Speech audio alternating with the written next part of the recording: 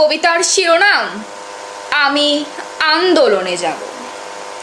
হঠাৎ দেখি প্রিয় দেশ বাংলাদেশে যেন দাউ দাউ করে আগুন জ্বলছে। আমি বাবাকে প্রশ্ন করলাম, বাবা, দেশে কি চলছে? বাবা বলল, দেশে কোটা আন্দোলন চলছে। বাবাকে আবারও জিজ্ঞেস করলাম, আচ্ছা বাবা, কোটা আন্দোলন কি? বাবা বললেন, চাকরি পাওয়ার সম অধিকার। বরাদ্দকৃত কোটা মানছে না এদেশের ছাত্র সমাজ। আমি বললাম, এ তো সঠিক আন্দোলন, আমি এই আন্দোলনে যাব, আমি নিশ্চয়ই যাব। আমি বড় হয়ে এমএ পাশ করে যখন চাকরি খুঁজব, তখন তো এই নির্ধারিত কোটা আমার ব্যারিয়ার হয়ে দাঁড়াবে। এই ব্যারিয়ার ভাঙার এখনই সময়।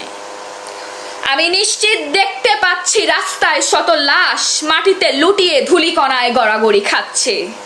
অসংখ্য পিপীলিকার দল রক্তের কণিকা খাচ্ছে। কে আছো, জেগে ওঠো, বেরিয়ে আসো। কোটার এ আন্দোলনে মোদের ন্যায্য অধিকার মানব না, মানব না।